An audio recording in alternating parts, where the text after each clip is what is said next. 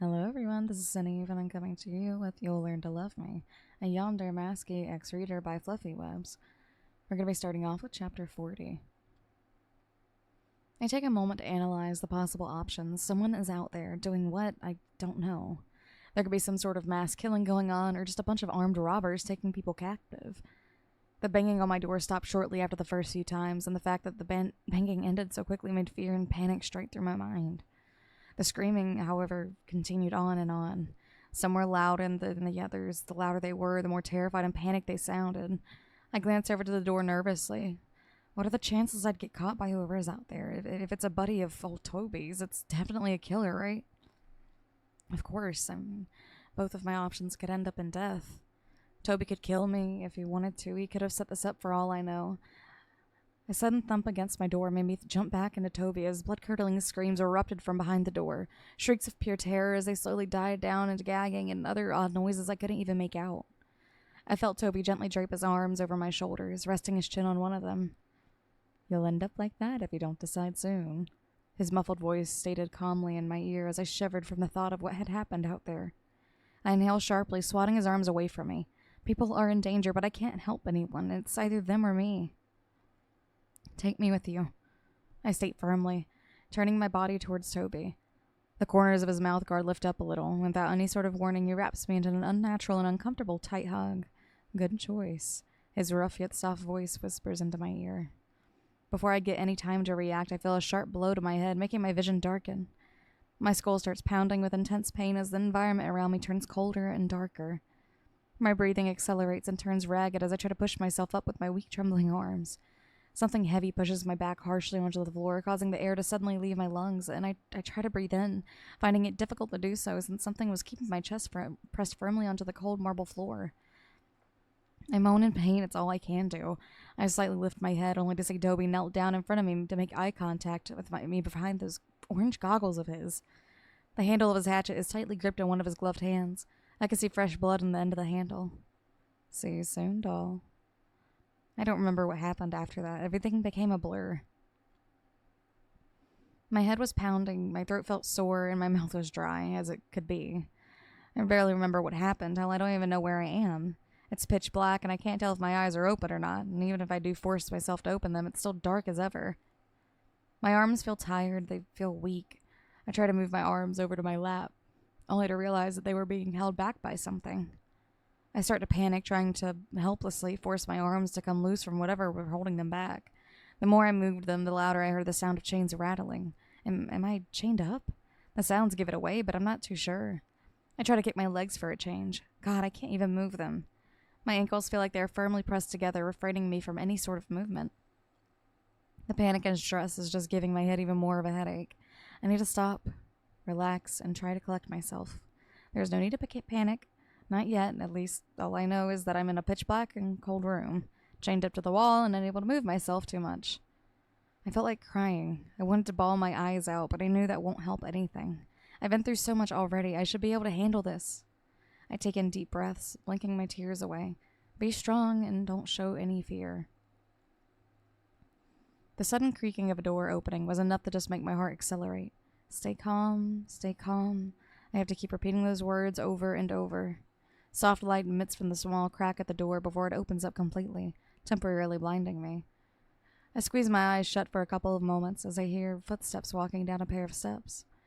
I blink a couple of times to readjust my vision to the light before taking in my surroundings as descriptive as I could. Multiple empty and old-looking bookshelves that were filled to the brim with dust and cobwebs. When were those last cleaned? A more careful look around made me realize that I was most likely inside of a basement. I turned my head to the side, meeting with something that would be burned into my memory forever. Next to me sat a pale, red-haired woman. She was completely nude, her soft skin tattered with dried blood around her chest area and arms, which only made me notice that her chest had a huge gash running along it, from her neck all the way down to her stomach. I could almost see one of her organs drooping from the gash. The need to vomit was building up, and I had to stop myself from letting out a terrified scream. I shut my eyes tightly and pursed my lips to prevent anything to come out of my stomach. She sleep long, don't ya? No, anyone but him. I felt his presence in front of me, yet I didn't dare to open up my eyes. "Come on, doll, open up those pretty eyes." I heard his voice chuckle. I didn't want to. I'm not going to. Tension was entering the room quickly. A sudden hit against my cheek made my head turn to the side rather forcefully as the sound of skin being hit rang throughout the almost hollow room. I gasped out of reflex, my eyes snapping open immediately. I meet with a pair of chocolate brown eyes. Toby's goggles were on his head, and his mouthguard hung loosely around his neck. He was knelt down in front of me. His hatchets were still hanging from his belt as usual. Don't know why I expected them not to be there. I could see the sly smirk etched onto his lips. Good, good, he praised, his shoulder jerking occasionally from his odd tics. My cheek is stinging. I feel like I'm burning up. I inhaled deeply, trying my best to not cry nor show any type of obedience towards this monster. I'm pretty sure he noticed my attempt of avoiding the dead, bare female next to me, since what he did next just disgusted me to the pit of my stomach. He gripped my face with one of his hands, pressing both of my cheeks with his index finger and thumb, and he forced my face to turn to the side, making me stare at the lifeless redhead. I swallowed back anything that tried to climb up my throat, trying to move my head away from the gruesome sight. Does that disturb you? Huh? Does it make you feel sick, little mouse?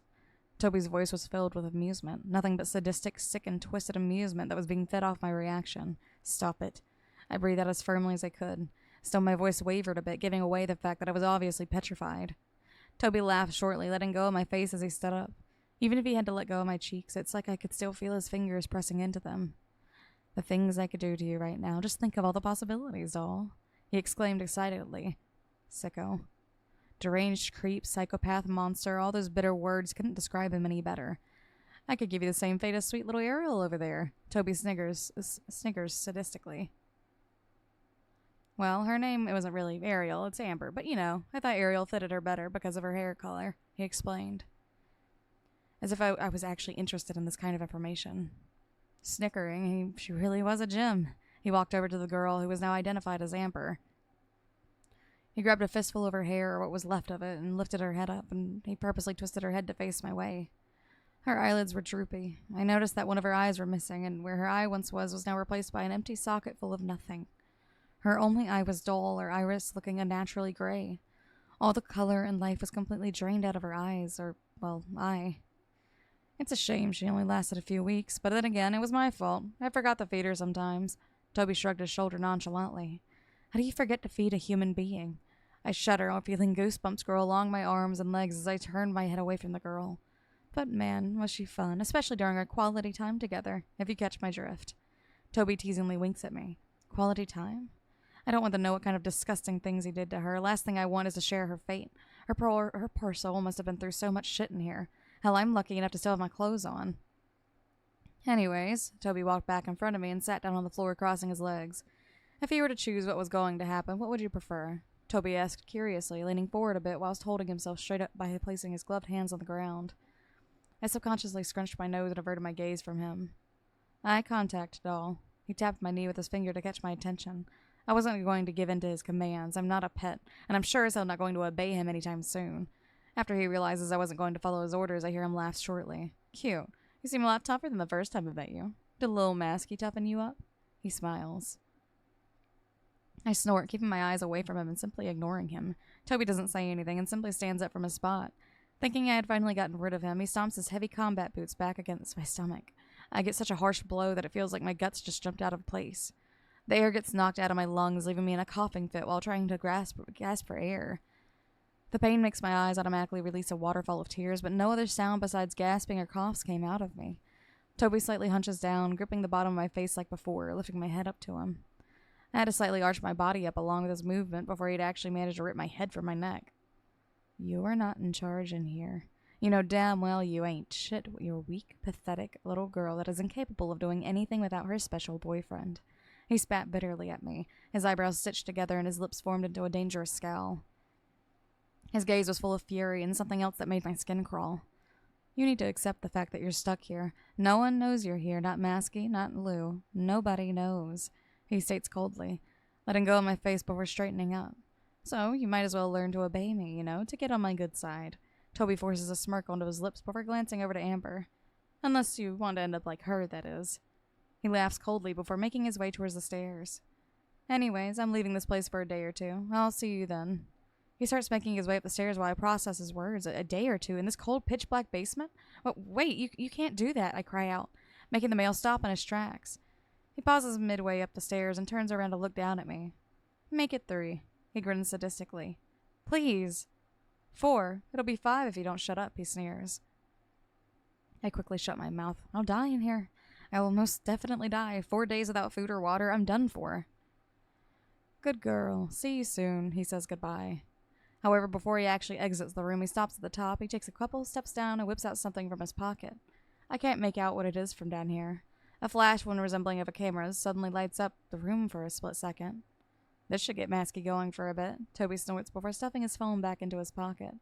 Bye-bye, little mouse, he says in a sing-song tone of voice before this door slams shut. Darkness, silence, and cold air fills the room, or at least it feels like it's colder. After the door is shut, I feel something heavy being shuffled. The familiar sound of a piece of furniture being scraped along wooden floors. That bastard is blocking escape. If I even manage to get out of these shackles, I'm left in darkness. I'm probably going to die here. The worst part of this is knowing there's a decomposing body right beside me. I sniff, resting my head by letting it rest on the hard concrete wall as I wail out by myself. Toby stretched his arms out above his head as he opened the doors to the mansion with his boot, making a rather obnoxious entrance by swinging the doors open. Good thing most pastas didn't live here anymore. Most were out on their own, moving from place to place whenever they wanted to. Slender barely needed anything, was busy with his own stockings or whatever. The rest of the people that lived here were either in their rooms, kitchen, living room, or out killing. And good thing no one was in the living room this moment, especially EJ or Dark Link. One of those two would be nagging him all day if they were here. Toby let out a bored yawn as he dragged himself up the stairs. He couldn't wait to see the look on Masky's face once he would show him the picture of YN. I mean, Masky probably already knows Toby has her, considering he purposely got caught on security cameras to be shown on TV, so Masky could get a head start. The only thing Masky doesn't know is where she is. This should be good. Once he got close to his room, he stopped himself from opening the door. He could clearly hear Masky's enraged voice talking to a more calmer person that didn't seem bothered with the shouting at all. Toby grinned beneath his mouth guard before twisting the doorknob, allowing the door to open up. Everyone froze, especially Masky. The moment Masky made eye contact with Toby, he couldn't stop himself. He lunged at the twitching teen and was caught off guard. The teen was slammed onto the floor in the hall, his goggles almost being knocked from his eyes. Masky's arms were trembling furiously as his hands coiled around the younger male's neck, not choking him yet, but keeping him secured in place. You motherfucker. Masky's voice was filled with fury and venom. He did his best to refrain himself from squeezing the air out of Toby. Where is she? Where the fuck is she? His voice got louder in the heat of the moment. Toby chuckled, patting Masky's wrists that were holding him down. Can't tell you if you're hurting my poor neck, Toby cooed. Masky wasn't planning on getting off before he got answers, but his orange-hooded friend forced him off of Toby. Masky was shaking. His body was being washed over by nothing but pure hatred and anger towards the kid. Hoodie planted his hand firmly on Masky's shoulder as a warning to calm him down, to which Masky violently jerked away. He didn't want anyone touching him, especially now. Toby stood up and dusted himself off. He noticed a particular skinny male in the room, watching with dead-looking eyes at the scenario. Helen, good to see you. Toby grinned at the male inside of the room. Helen didn't reply and simply stared at how the scenario would further roll out. Anyways, Toby spoke, digging something out of his pocket. He pulled out a device that would certainly be familiar to Masky, and he tossed it towards Masky, who swiftly caught it in his gloved hands. He immediately recognized the phone device that belongs to YN. His hands started to shake as Toby spoke up. There's a surprise for you in our gallery, Toby hinted, curious and not knowing what to expect. Masky unlocked her phone and swiped over to her gallery. The most recent photo caught his eye. His sweet, precious YN, chained up in probably a dark place. Her hair hung over her face, but he could still catch a sight of her reddened cheek. One was more scarlet than the other.